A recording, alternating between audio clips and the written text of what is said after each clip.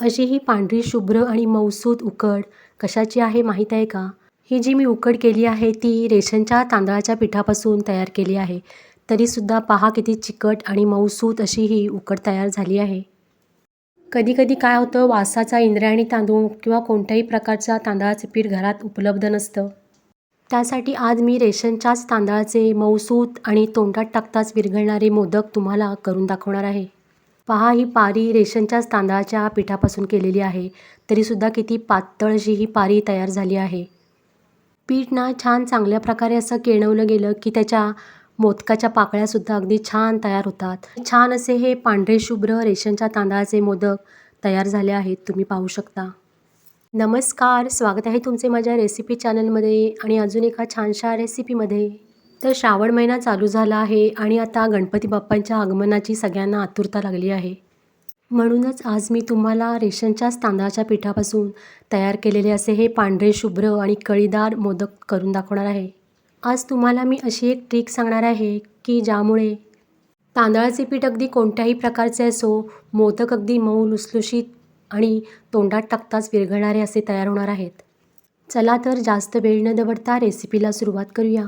सर्वात महत्त्वाचं म्हणजे मोदकासाठी लागणारे सारण. सारण करण्यासाठी इथे मी किसलेले ओले खोबरे घेतले आहे आणि गूळसुद्धा घेतला आहे. आता ह्या गुळाचे आणि खोबऱ्याचे प्रमाण किती घ्यायचं ते सांगते. इथे जर का 2 भाग ओले खोबरे असेल तर 1 भाग इथे गूळ घ्यायचा आहे. या प्रमाणामध्ये मोदक अगदी परफेक्ट असे गोडीला होतात. आता सारण शिजवायला घेऊ. त्यासाठी कढईमध्ये मी 1 चमचा साजूक तूप घातले आहे आणि त्यामध्ये 1 टीस्पून खसखस घालून ती छान अशी तुपावर परतून घ्यायची आहे. खसखशीचा कच्चेपणा थोडा कमी झाल्यानंतर त्यामध्ये जो आपण चिरून घेतलेला गूळ होता तो संपूर्ण यामध्ये घालायचा आहे आणि 1 मिनिटभर असा परतून घ्यायचा आहे. गूळ थोडा विरघळायला लागला की त्यामध्ये किसून घेतलेले ओले खोबरे घालायचे आहे. हे करत असताना गॅसची फ्लेम अगदी कमी ठेवायची आहे, नाहीतर आतील गूळ आहे तो करपू शकतो. ही मोदकाची रेसिपी आहे ना, ती अगदी खूप टीप आणि ट्रिकसह सांगितली आहे. त्यामुळे रेसिपी शेवटपर्यंत पहा. आणि जर का तुम्ही चॅनलवर प्रथमच रेसिपी पाहत असाल तर चॅनलला सबस्क्राईब करायला अजिबात विसरू नका. ही माझी मोदक करण्याची पद्धत तुम्हाला आवडली तर रेसिपीला एक लाईकसुद्धा करा. पहा, आता यामध्ये हे संपूर्ण खोबरे मी घातले आहे. किसलेले ओले खोबरे घेताना ना शक्यतो पांढरा भाग असेल तेवढेच ओले खोबरे घ्या, म्हणजे सारणसुद्धा अगदी दिसायला छान दिसते. आता गॅस बारीक ठेवायचा आहे आणि हे गूळ आणि खोबरे व्यवस्थित असं एकत्र मिक्स करून घ्यायचं आहे. हे पहा, खोबऱ्यातील ओलाव्यामुळे गूळ आता मस्त असा विरघळायला लागला आहे. आता यावरती गॅस बारीक करायचा आहे आणि बारीक गॅस करून झाकण ठेवून द्यायचं आहे. 1 ते 2 मिनिटानंतर पुन्हा झाकण काढायचं आहे. हे करत असताना गॅस मात्र अगदी कमी ठेवायचा आहे, नाहीतर खोबऱ्याचे सारण आहे ते करपू शकते. पहा, 1 ते 2 मिनिटांनी छान असा गूळ खोबऱ्यामध्ये विरघळला आहे आणि मस्त असं सारण तयार झालं आहे. यातील गुळामुळे ना कलरसुद्धा मस्त असा आला आहे. आता हे सारण बारीक गॅसवरती मिनिटभर असंच परतत राहायचं आहे, म्हणजे त्यातील पाण्याचा जो अंश आहे तो थोडा कमी होईल. नंतर त्यामध्ये पाव जायफळ किसून घालायचा आहे. गुळाचा पदार्थ असल्यामुळे त्याला जायफळाचा स्वाद छान लागतो, त्यामुळे इथे मी जायफळ घातले आहे. तुम्ही या ठिकाणी वेलचीचा पण वापर करू शकता. आणि हो, यामध्ये चिमूटभर मीठसुद्धा घालायचे आहे, म्हणजे सारण आहे ना ते अळणी लागणार नाही. पहा, मोदकाचे सारण आता छान असे कोरडे झाले आहे. त्यातील पाण्याचा अंश पूर्णतः निघून गेला आहे. आता गॅसची फ्लेम बंद करायची आहे आणि सारण आहे ते 1 तासभर तरी असेच थंड होऊ द्यायचे आहे. पहा, सारण कसे रसाळ अगदी झाले आहे. कलरसुद्धा एकदम मस्त असा आला आहे. सारण तिकडे गार होत आहे तोपर्यंत आपण इकडे मोदकाची उकड काढून घेऊ. त्यासाठी गॅसवर कढई ठेवली आहे आणि कढईमध्ये 1.5 ते पावणे 2 वाट्या पाणी घातले आहे. मोदकाची उकड काढताना पाण्याचे प्रमाणसुद्धा परफेक्ट असे झाले पाहिजे, त्यामुळेच उकड छान तयार होते. आता या पाण्यामध्ये पाव चमचा मीठ टाकायचं आहे किंवा तुम्ही चवीनुसार मीठ टाकू शकता आणि 1 चमचाभर तेल घालायचे आहे. तुम्ही या ठिकाणी तुपाचा पण वापर करू शकता. आणि आता पाण्याला छान अशी उकळी आली आहे. त्यामध्ये आता 2 वाट्या रेशनच्या तांदळाचे पीठ घालायचे आहे. हे पीठ ना रेशनचे तांदूळ स्वच्छ असे 2 ते 3 वेळा धुवून घेऊन 8 दिवस सावलीमध्ये वाळवले आहेत आणि मग नंतर त्याचे गरगंटीवरून पीठ करून आणले आहे. त्यामुळेच हे पीठ आहे ते पांढरे शुभ्र असे तयार झाले आहे. आता इथे संपूर्ण 2 वाट्या पीठ मी या पाण्यामध्ये घातलं आहे आणि चमच्याच्या साहाय्याने व्यवस्थित असे मिक्स करून घेतलं आहे. त्यानंतर अर्धी वाटी पाणी घ्यायचं आहे आणि त्या पाण्याचा हापका या पिठावरती मारायचा आहे. जसे व्हिडिओमध्ये दाखवलं आहे तसं यावरती पाणी मारायचं आहे आणि पुन्हा झाकण ठेवून द्यायचं आहे. असं केल्यामुळे पिठाला वाफ छान येते आणि पर्यायाने पीठ चिकट असे तयार होते. आणि पीठ चिकट तयार झाल्यामुळे मोदकसुद्धा छान असे वळले जातात. अजिबात फाटतसुद्धा नाहीत आणि पारीसुद्धा व्यवस्थित अगदी तयार होते. हीच ती ट्रिक आहे की तांदूळ कुठलेही असोत, पीठ ना व्यवस्थित असे केणवले जाणे गरजेचे आहे. त्यामुळेच मोदक चांगले होतात आणि अजिबात फाटत नाहीत आणि मऊ लुसलुशीतसुद्धा होतात. आता यावरती झाकण ठेवायचं आहे आणि 1 मिनिटभर छान अशी वाफ आणायची आहे. आता हे पीठ 1 मिनिटांनी गॅस बंद करायचा आहे आणि असे झाकण ठेवून पीठ मुरण्यासाठी ठेवून द्यायचं आहे. म्हणूनच रेसिपी स्किप करू नका. रेसिपीमध्ये खूप अशा टिप्स सांगितल्या आहेत आणि तुमचेसुद्धा मोदक असेच मऊ लुसलुशीत तयार होतील. हे पहा 5 मिनिटांनी मी आता कढईवरचे झाकण काढले आहे आणि पिठाला छान अशी वाफ आली आहे आणि पीठ मऊसूत असे तयार झाले आहे. आता हे केळवलेले पीठ आहे ते गरम असतानाच एका मोठ्या ताटामध्ये काढायचं आहे आणि हाताला थोडे थोडे पाणी लावून असे हे पीठ व्हिडिओ दाखवल्याप्रमाणे मळून घ्यायचं आहे. पीठ जास्त गरम असले तर वाटेने सुद्धा हे प्रेस करू शकता. मग थोडे पीठ गार झाले की हाताने असे हे मळून घ्या. आता थोडा थोडा पाण्याचा हात लावून हे पीठ 3 ते 4 मिनटं असंच मळून घ्यायचं आहे. जेवढं पीठ मळू ना तेवढे पीठ छान चिकट येतं आणि मोदकसुद्धा छान असे मऊ लुसलुशीत तयार होतात. आणि पीठ छान चिकट तयार झाले की त्याची पारीसुद्धा छान अशी वळता येते.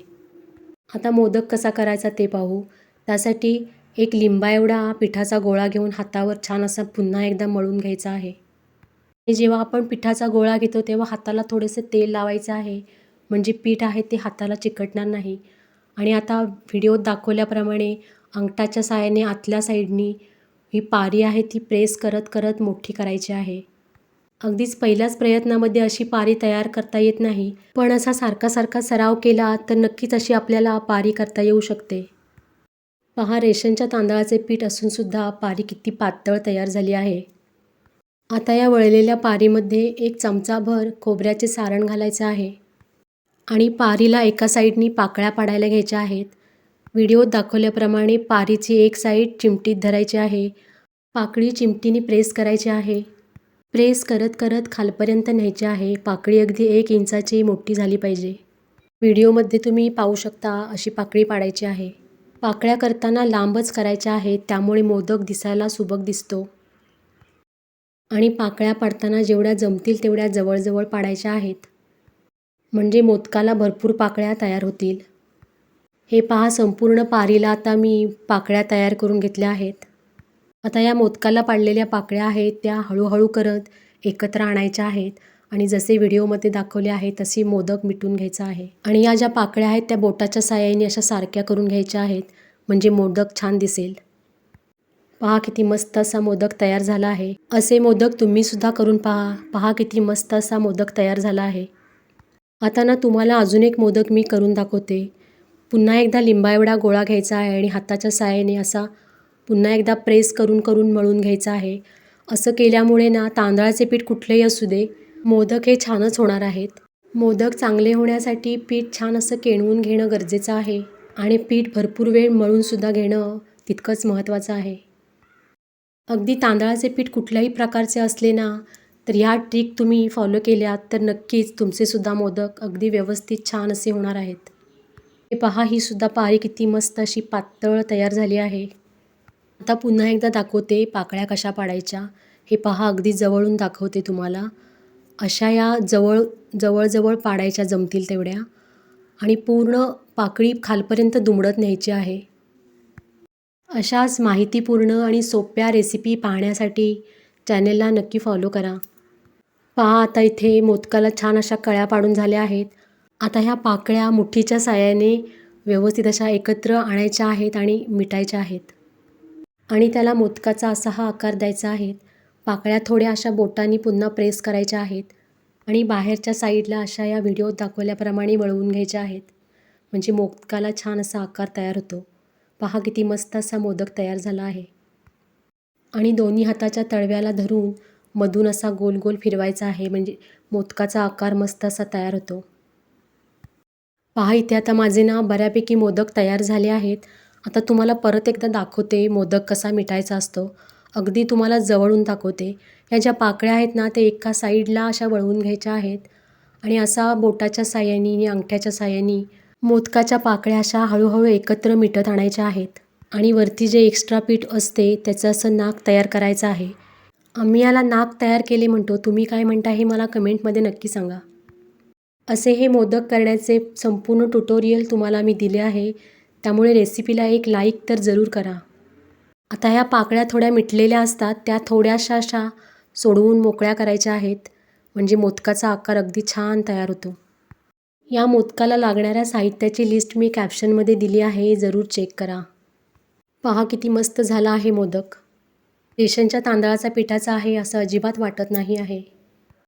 आता इथे मोदक आपण वाफवायला घेऊया.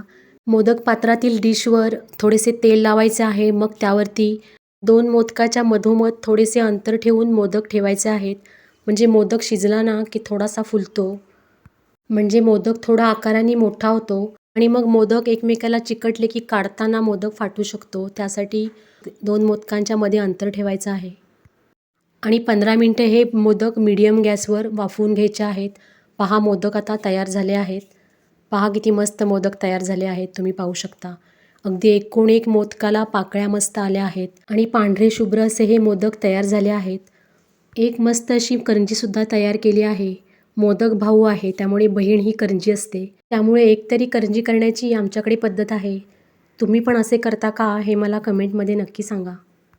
आणि अशा पद्धतीने मोदक तुम्हीसुद्धा करून पहा.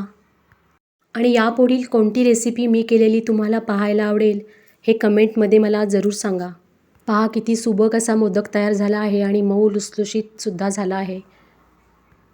तुम्हाला एक मोदक मी तोडूनसुद्धा दाखवते. पहा किती मस्त असा आतून ज्युसी असा मोदक तयार झाला आहे आणि पारीसुद्धा एकदम पातळ अशी तयार झाली आहे.